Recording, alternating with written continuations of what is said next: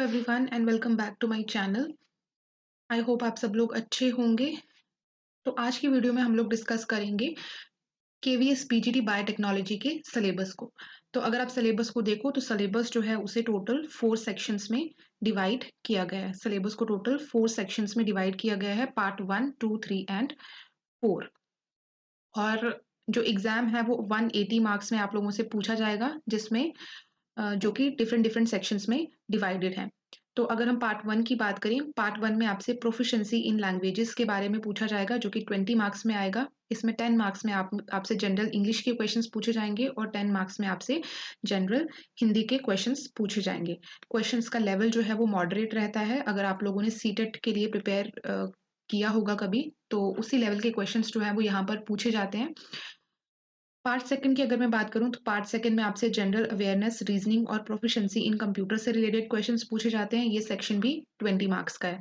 General awareness and current affairs के 10 questions पूछे जाते हैं।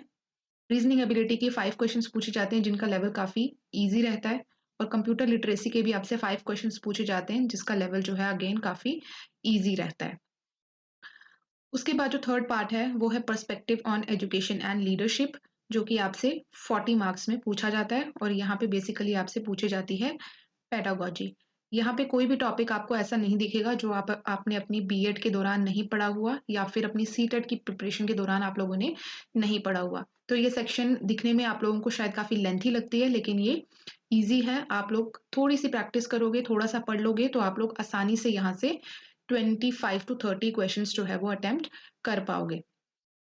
अगर मैं बुक्स की बात करूं कि कौन कौन सी बुक्स आप लोग रेफर कर सकते हो, तो बुक्स के ऊपर मैंने अलग से एक वीडियो बना ली है, जो कि मैं इसी वीडियो के बाद आप लोग देख सकते हो, मैं अपलोड कर दूंगी। तो बुक्स का मैं आप लोगों को वहां पर क्लियर कर दूंगी। सो अगर मैं थर्ड पार्ट की अगर मैं बात करूं, थर्ड पार्ट में आपसे पूछा जाता है अंडरस्टैंडिंग द लर्नर। इस यूनिट से आपसे 15 क्वेश्चंस पूछे जाते हैं, जहां पे आपसे ग्रोथ, मैचुरेशन, डेवलपमेंट से रिलेटेड क्वेश्चंस पूछे जाते हैं।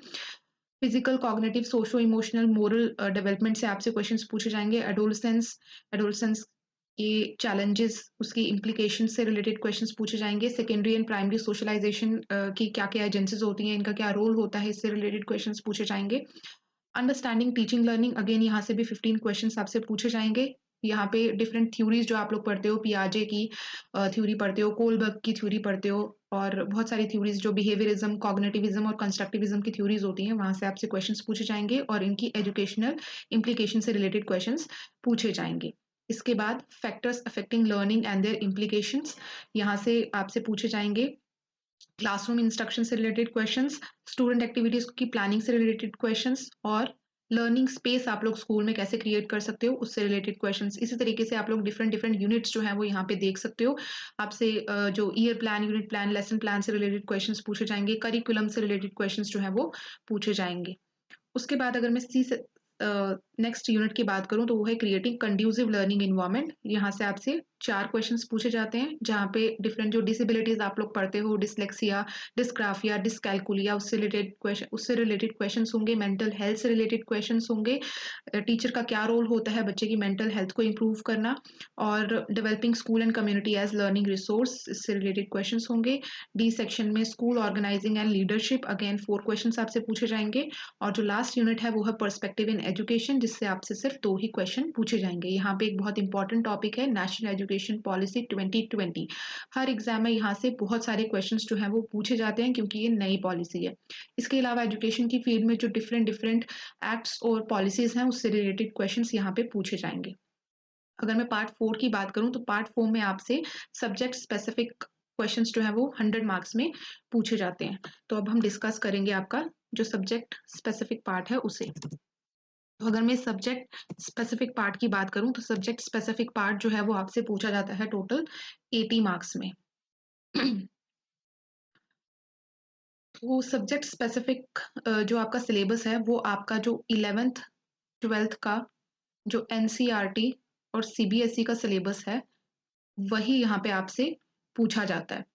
और यहाँ पर लिखा है subject specific syllabus includes the concepts of NCERT, CBSE syllabus and textbooks classes 11th and 12th. However, the questions will be testing the depth of understanding and application of these concepts at the level of post graduation. तो यहाँ पर लिखा गया है कि जो भी questions आपसे पूछे जाएंगे वो आपकी एमएससी लेवल की जो अंडरस्टैंडिंग है क्वेश्चंस की, उसे चेक करेंगे। लेकिन अगर आप प्रीवियस ईयर क्वेश्चंस को देखो, तो आप लोगों को पता चलेगा कि इतने ज़्यादा डिटेल क्वेश्चंस जो हैं वो पूछे नहीं जाते हैं। तो इस चीज़ को आप लोगों को अभी इतना सीरियसली नहीं लेना है। फिलहाल मेरा सजेशन आप लोगों को यही है कि आप लोग अपना 11th-12th के लेवल का प्रिपरेशन करो। उसके बाद अगर टाइम बच जाता है और आप लोगों को लगता है आप लोग और डेप्थ में पढ़ सकते हो, तभी आप एमएससी लेवल का पढ़ो। अदरवाइज़ 11th-12th लेवल की जो पढ़ाई है, वो केवीएस पीजीटी बायोटेक्नोलॉजी के लिए आपके लिए बिल्कुल सफिशिएंट है। तो आप लोगों को 11th-12th के लेवल के कॉन्सेप्ट्स ही अपने पहले पढ़ने हैं। बाद में अगर बहुत टाइम आप लोगों के पास है और आप पढ़ना चाहते हो, तो आप पढ़ सकते हो। तो अगर आप सिलेबस को देखोगे तो आपको ये जो 11th-12th की जो बायोटेक्नोलॉजी का सिलेबस है, वही यहाँ पर दिया हुआ है। Introduction to biotechnology, fundamentals of biochemical engineering, biotechnology and society, biochemistry and biomolecules, techniques, instrumentation and principles, cell biology, cell structure and components, cell growth and development, genetics and molecular biology, protein and gene manipulation, recombinant DNA technology, genomics and bioinformatics, cell culture technology, microbial cell culture and its application, plant cell culture and its application, animal cell culture and its application, immunology जो कि काफ़ी important है और यहाँ से काफ़ी questions भी पूछे जाते हैं, अप्लाइड बायोटेक्नोलॉजी और यहाँ से भी काफ़ी सारे क्वेश्चंस जो हैं पूछे जाते हैं। तो ये सभी यूनिट्स हैं जो आपके 11th-12th का सिलेबस है वही है। तो इसमें से बहुत सारे जो यूनिट्स हैं वो आपके जो बायोलॉजी का सिलेबस रहता है 11th-12th में, उसके साथ में मैच करते हैं। तो उनके लिए जो आपकी बायो की बुक्स रहती हैं, बायो की जो रेफरेंस बुक्स रहती हैं, जैसे प्रदीप की बुक हो गई, इसके अलावा दिनेश की बुक हो गई, ट्रू मैन की बुक हो गई, आप लोग उन बुक से वो कॉन्सेप्ट्स जो है कर सकते हो। जो कॉन्सेप्ट्स यहाँ पे अवेलेबल नहीं होते, उसके लिए मैं आप लोगों को सजेस्ट करूँगी कि आरसी दुबे की जो बायोटेक्नोलॉजी की बुक आती है, बहुत ही अच्छी बुक है। आप लोग वहाँ से वो कॉन्सेप्ट्स जो हैं वो पढ़ सकते हो। जो कॉन्सेप्ट्स आपको इस बुक में नहीं मिलते, उन कॉन्सेप्ट्स के लिए आप लोग सीएसआईआर नेट की जो प्रिपरेशन की एक प्रणव कुमार की बुक्स आती हैं। प्रणव कुमार की पाथफाइंडर की बुक्स आती हैं, उन बुक्स को आप लोग फॉलो करो। तो आरसी दुबे में आप लोगों को मैक्सिमम सिलेबस जो है वो मिल जाएगा, जो चीज़ें नहीं मिलेगी वो आप लोग पाथफाइंडर की बुक से जो है प्रिपेयर कर सकते हो। सो ये था आपका पीजीटी बायोटेक्नोलॉजी का सिलेबस। आई होप आप लोगों को वीडियो इंटरेस्टिंग लगी होगी, समझ में आया होगा।